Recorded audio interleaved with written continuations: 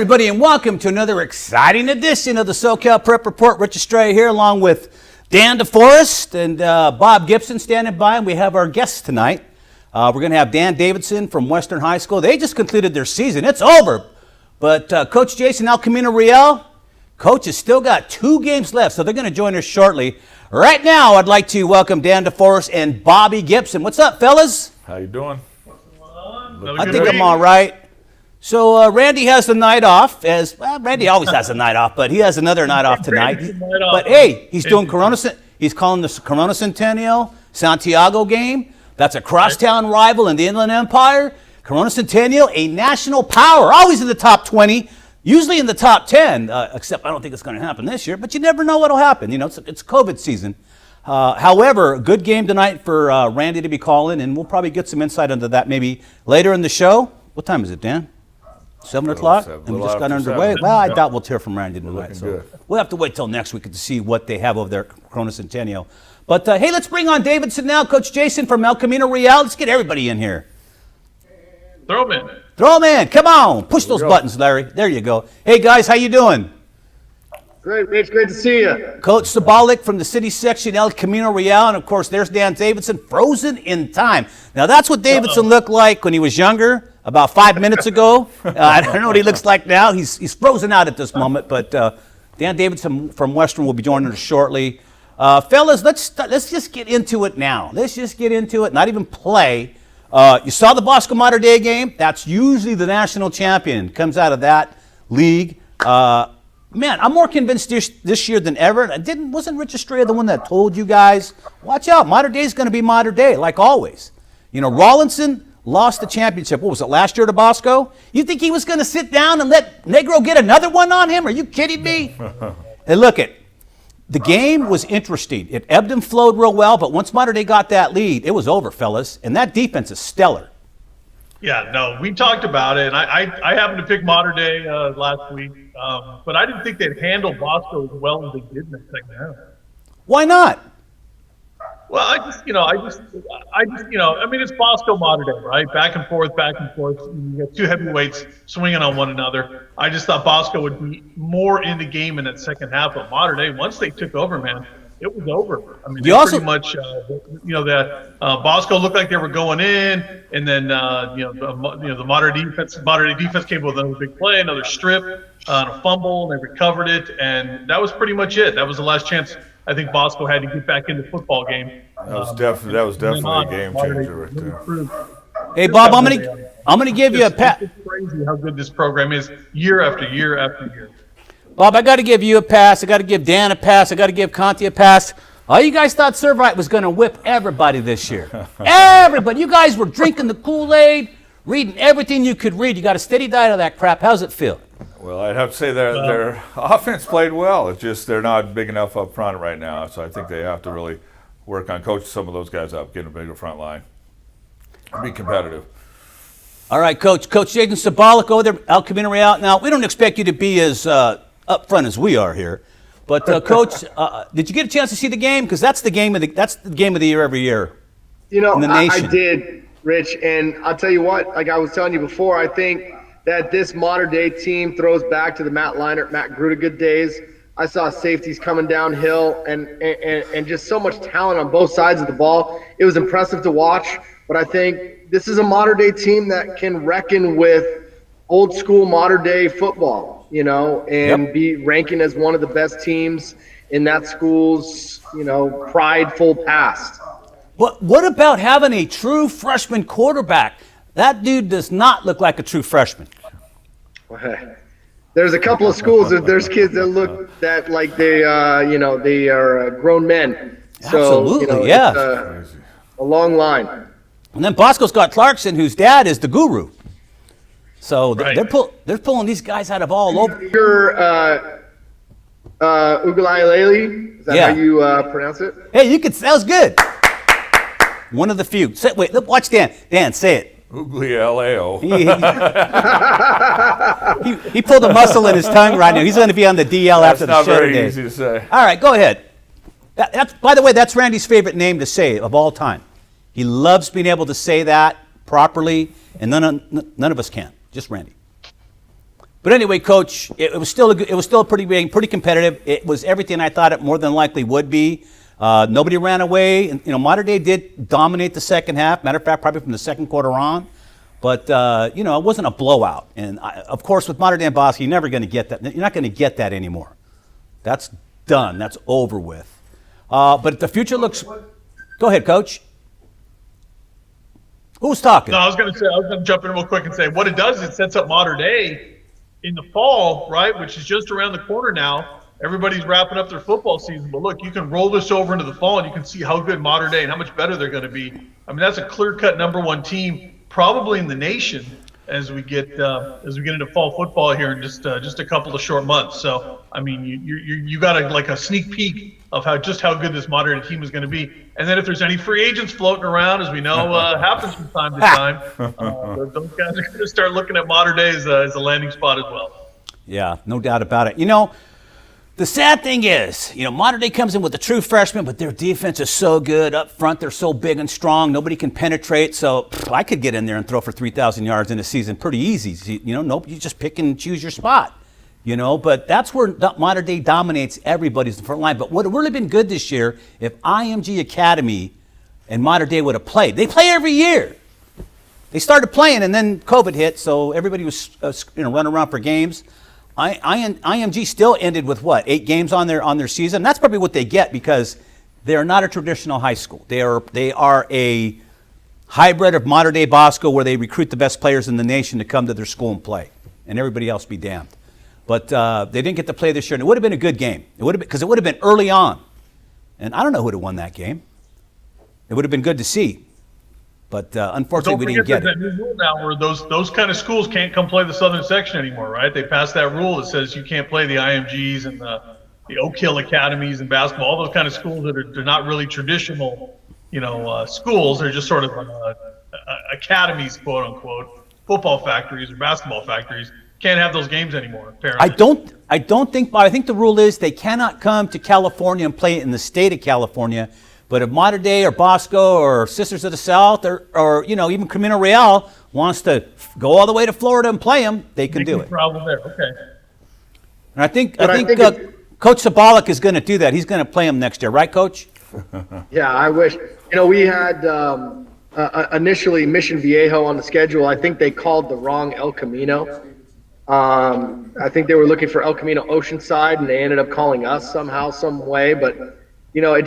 Talking about Mission Viejo, you really start to see now the delineation as Mission Viejo dropped a close one to San Clemente. You think about that, and where does Servite fit in? I mean, do you just call it Mater Dei, St. John Bosco, Servite, 1, 2, 3? Well, This year it was 1, 2, 3. We don't know what's going to happen in the future. I still don't think the traditional powers that be in the Trinity League are going to give up their stranglehold on it. I still think Servite's a few years away from being able to actually be the big power they were, say, 10, 12 years ago. I call it the Alabama-Clemson conundrum. Yeah. That's a good analogy. That's a good way to put it. So, I don't know. We'll have to wait and see what... Go ahead. It's hard for any public school to compete with the private schools like that in Southern California. It just is. Hey, Dan, welcome back. We've been talking, of course, about the big game of the year, the national championship game every year. This year, there was no real national champion because the California teams didn't play till late in the year, but everybody else did. Go figure. But what was your impression of that game, Coach? Thought it was a great job. I agree with you. Mater Dei up front on both sides of the ball is just a little bit different. And if you want to take a step back from there, I heard you guys really talk a lot about Mater Dei Bosco and even mentioned Servite. Think about Los Alamitos and the amazing year they had. They go in the open division and they have a great team. They could literally come in as like the 6th seed, have to play Servite. If they beat them, they play Bosco. And if they beat them, they play Mater Dei just to win a CIF championship. That you talk about a gauntlet, and something needs to be done about the CIF and allowing these teams, like you said, IMG. Some of these teams are just a little bit different and built different, don't have the same type of, ways of going about playing as we do. No neighborhood boundaries. You know what their neighborhood boundary is? From Hawaii to China, because they can send anybody in. Remember that Wayne Marino guy at Artesia? I mean, this guy gets on the club circuit. He goes and takes a team internationally. The following year, he's got 3 guys from 3 different countries, are the best players in their high school, coming and played for his team in Artesia. That's when he had those powerhouses, and then he got caught because one of the kids was actually 23 years old, trying to pass him up as a junior. I'm not kidding. Aubrey Fernandez, look it up, man. It's a public record, man. It was the greatest scam ever. Greatest scam ever. Yeah, it's a great game, and it's cool to be a part of it and see it in Southern California and all that. But I just think there's obviously a place for it. But as you start looking at some of the amazing accomplishments this year, and then you go and watch those guys, it didn't look like they had any setbacks at all for COVID. I'm sure Coach can talk about some of the things we had to do trying to install offenses and get a defense up to par, the things that we have to do. Man, it looked like the day was just going, and I think the game would have been even a lot better had Bosco not turned the ball over a few times, especially, right about going in for a score. You mean Bosco turned the ball over, or Mater Dei forced the turnovers? Yeah. They were so aggressive, man. They were so good in this ball game because remember, they weren't just playing an also-ran in the southern section. They were playing a pretty good team. Former national champ. The reigning national champ at the time. Yeah, the reigning national champion. They made him look very pedestrian in that game. So if I'm the Trinity League, I'm scared about next year. And Bruce probably has 5 new linemen coming in next year, all All-Americans. Dan DeForest still has eligibility. He's thinking about going over there. No way, but hey, I do. He wants that ring, baby. He's paying the Duncan here. I do like you brought up the Griffins. Los Alamitos Griffins had a great season, undefeated. And they were beating people pretty good. That offense is going to be high powered. They have that sophomore quarterback and really have a young team. I think they're going to be someone to be reckoned with next year. You think so? Oh yeah, I think they're building. Yeah. Griffin football's back. Griffin football's back. Los Al. Yeah, they got a great sophomore wide receiver in DB. Already been offered by, has already taken trips to Clemson and Oklahoma, and obviously Malachi Nelson speaks for itself and what he's doing at quarterback. They may end up one of the 2 top sophomores in the nation when it's all said and done. And then you put Coach Fenton coaching those guys and the way they believe in each other. They also have a very good running back, a couple of good defensive linemen, and like you said, they're very young, but they better hope that they come in 9th so they don't go in that top 8 open position. You better hope they get this is 9th. Yeah, that's a good observation, Coach. You're always thinking ahead, brother. Hey, Dan, let me impose on you if I will, and if I'm crossing the line here, that's cool. But what did you tell your team at the end of the game? I know those things are private in the locker room, but what was going on? Because this was not a normal season. Your team goes undefeated. There's no playoff. It sucks in a way. But they did get to play, and that's what it's all about. It's the first time in several years for us that we went into the game knowing it's our last game and knowing that was going to be it. And so basically what I told them is enjoy the journey and take it in. And everything that you went through, we never stopped for 13 months. We continued sending out workouts and doing meetings. I told them to enjoy every single moment of it. And for most players, everyone knows that it's over for them. There's no pickup football games. Nope. Baskets or playing a baseball, softball league. In football, it's over. So I really emphasized enjoy the journey, take everything in, and these guys and the love that we have as a family, cherish that moment. That's really how I act that last game. Yeah, and that's tough. And it's one thing about your program, Dan, I told you before, I've noticed is it is more like family. I've been to a lot of schools, talked to a lot of coaches, seen the program. It's very septic, very impersonal, monotone. Call it whatever you want. But your program's a lot different, man. The kids all get along. You have a genuine care for everybody, and they talk about it and it comes out on the field because let's face it, it's not like your geographical area is the hotbed where all the athletes are coming out.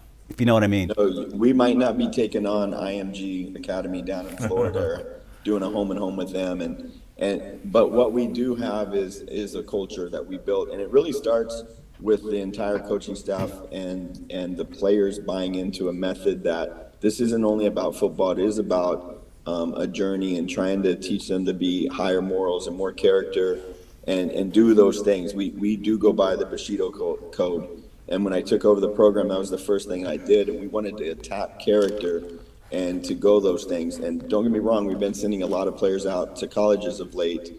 but we wanted to do it in a way that we all supported each other. And Rich, you've been to some of my games, you follow us. When someone else scores, the guys are just as excited. And I would love people to be on our sidelines when a game's going, pretty favorable for us, and you see that we have some of the young guys in there, how locked in that the older guys in, it's already got their time, that they're so excited and pumped up for each other. And that's a day in and day out activity for us, and it's something I'm very proud of.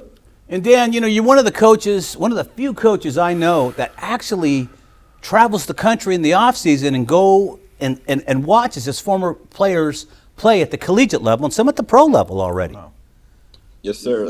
I as you know, I do that, and I continually keep trying to learn the game. And so each summer I go out to several different colleges to watch some of the things that they teach, some of the different ideas, but also being there for the kids. And it doesn't matter what division. I've been in the NAI, Division 3, 2, Division 1. It doesn't matter. You got to go out and support these young men because they gave so much on the line, and we have a chance to change their entire family. And not just from a football avenue, but these guys are going out to get a degree, and they're going to bring back this degree and this knowledge of life that they can install inside the family, and the entire family can grab hold of that. And that's really what we're trying to change. And I'm very proud of that. So when I get to go see them, yeah, it's about the football, but it's really just to hear how they're growing in life and for them to talk to me about grades. And one of the great things is get that text message about what their GPA is, because they know it still matters. They left the program, but they want to show me that the grades that they're still getting, and they're on track to graduate and those things. So I'm very proud of that. And that's very important. Let's go over to the city section and talk to Jason Sabolic real quick. Jason, Southern section's done. You guys still got 2 more games to go. We're the game of the week every week now. Yeah, nothing wrong with that, Coach. It's odd times, and it's unfortunate that things are as they are. But you got to make the best of it, and it looks like you guys are maxing it out. Well, we're going to do what we can to put the best product on the field moving forward, and love every second of being a part of this SoCal prep relationship, this LA 36 relationship, and we get to do it for a long time coming. Yeah, absolutely.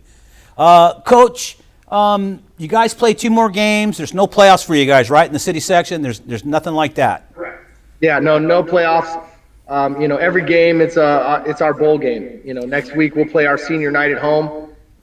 We'll get to honor our seniors and kind of do a little bit of goodbye. This week we don't get any fans, which is great with the telecast.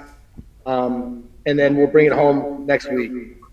I hope you guys try to notice that I changed the scenery a little bit. I got my friend Joe Poole over here on my right-hand shoulder. Who's that guy? It looks like find some way to get a win. Looks like Alfred E. Newman right there, man. He stick his finger in a light socket, doesn't it? That is great. Coach, we'll acknowledge anything you need to do to get a win, man. You know what I'm saying? Right. Anything.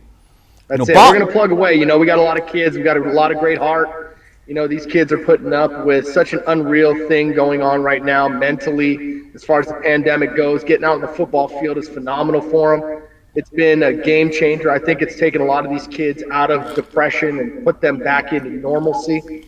And that's all we could have hoped for, And at the end of the day, it's not about the results. It's not about the wins and the losses. It's about how can we affect these kids for the better of their livelihoods.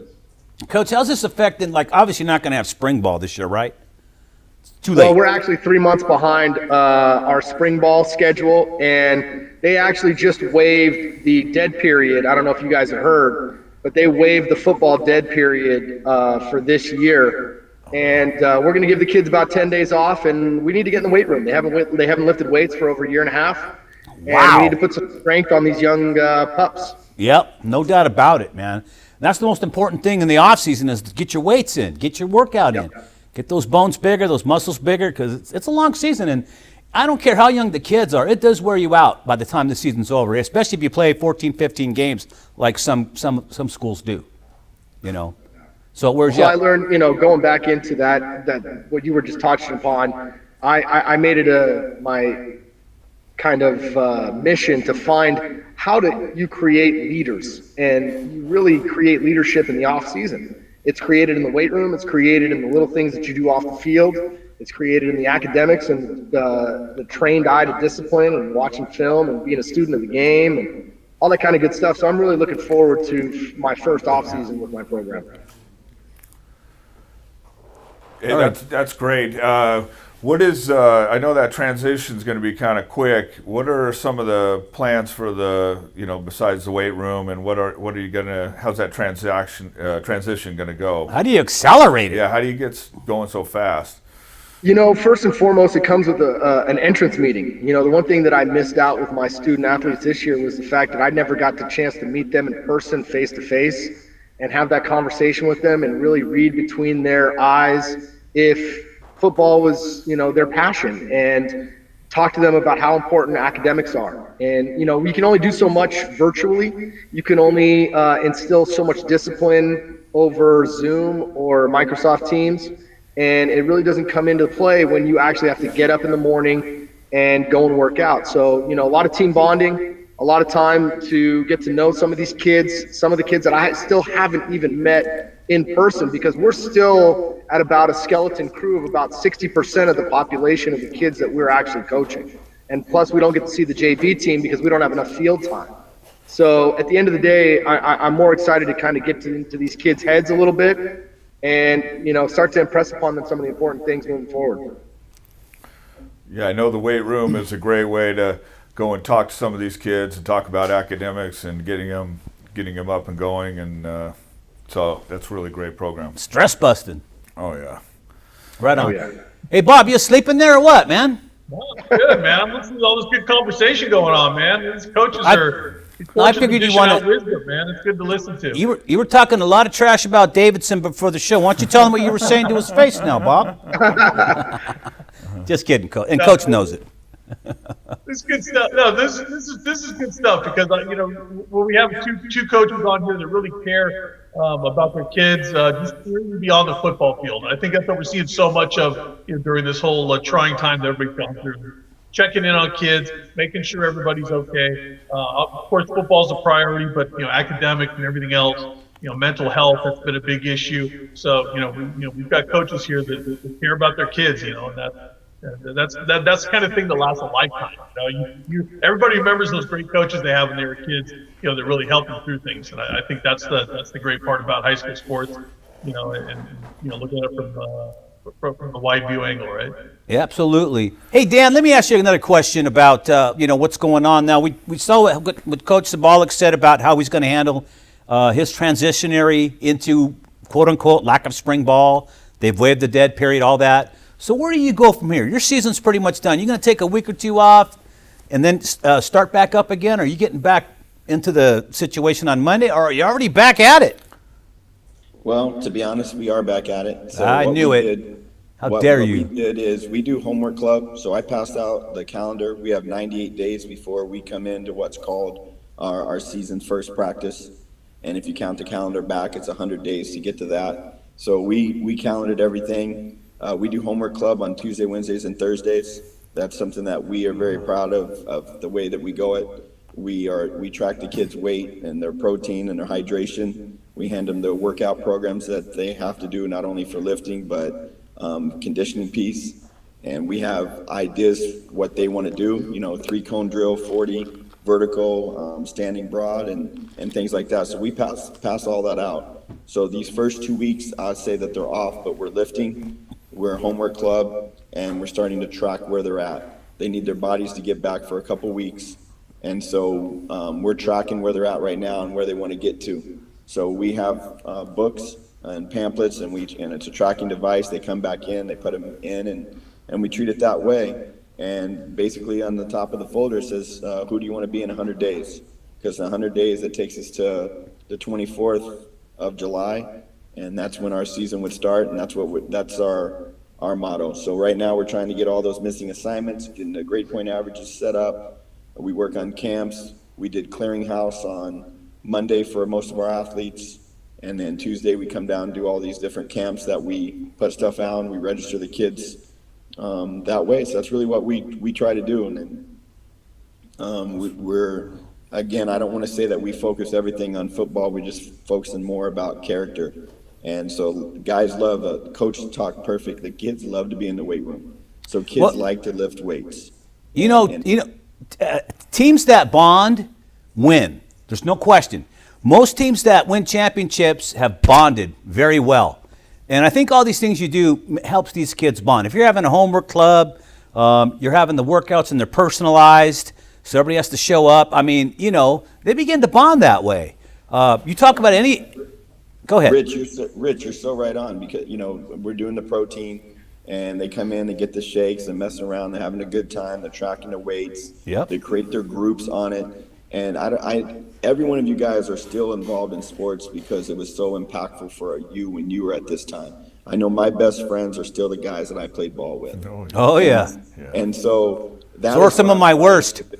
Yeah, and that's what we're trying to convince them, right? We're trying to let them understand the values that are here, and the values come from all those weight room sessions and tracking and fighting and having those guys go with you. And you're a different breed if you play football. Let's face it, if it's a different animal that comes in, and not everyone's been meant to play football. And I'm just very proud of how the guys want something and they attack it and they go about it. And it's very important. Today I send out little motivational texts to my guys almost daily. Today's is success is on the other side of what you don't want to do.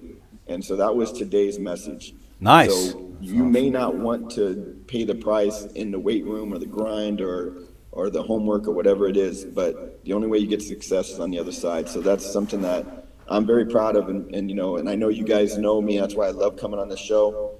It's because you guys are giving another avenue for these youth to have something to grab hold of. And that's why I'm on social media. That's why I follow you guys on social media, because it's another thing to keep these guys occupied to do something well and to keep great things happening in their lives. And that's why I'm so thankful for you guys and a part of these type of things at all times. Right. We appreciate you coming on, Dan. You know, we've got to know your program quite well, and everything's just great over there. So we really appreciate, the fact that you do follow us, get the word out. We have a great time doing this show. But just right now, you and Coach Sabolic up there right now, just, happen to be the lucky ones that we're still playing and, have a good relationship out there with the media. So kudos to you guys. Anyways, hey, Coach Sabolic, why don't you real quick tell us about your game? When is it? And Larry, can you tell us by the time he's done what time and where they could see the game? Go ahead, Coach. We play Bucky Brooks and the Granada Hills Highlanders on Friday tomorrow at 7 p.m. You can check it out on LA 36, live streamed, and Larry could give you the better details than I. Yeah, Larry will be able to give you the dates when it goes over the air. Larry, you want to do that now, or are you going to just let everybody hang? All right. Well, can you tell me? You can post it on a graphic. It'll be 4 p.m. Saturday, Sunday, Monday, Tuesday.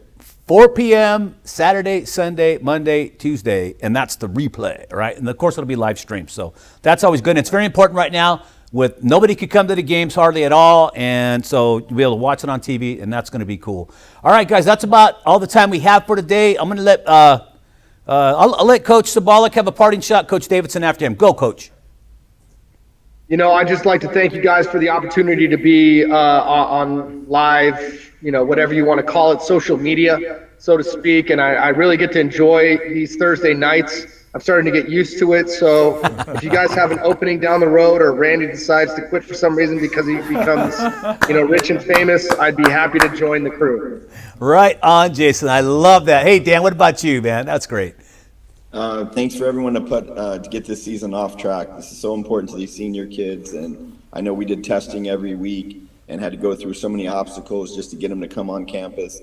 And there's so many people that were a part of those things, and you guys keeping these shows going on and keeping it for belief that there is this pandemic's going to end. And thank you guys so much for all that you do. Look forward to next year and getting closer and closer to normalcy for all of us, and look forward to supporting everything you guys are a part of. Yep, and we're looking forward to exploding with the sports here real quick. So, hey, coaches, thank you so much for joining us. Coach Sabolic of Camino Real, from the city section, Coach Dan Davidson, Western High School of Anaheim, also joining us tonight. And that's it, man. On behalf of my boy here, Dan DeForest, Bob Gibson, I'll just say John Conti because he's here hanging out. And, of course, Larry, our producer. We're saying so long to your friends here at the SoCal Prep Report. We see y'all next week. Sound like a Southerner when I do that, don't I? Close hanging out enough. with Booty. I think you're close enough. Josh, that is.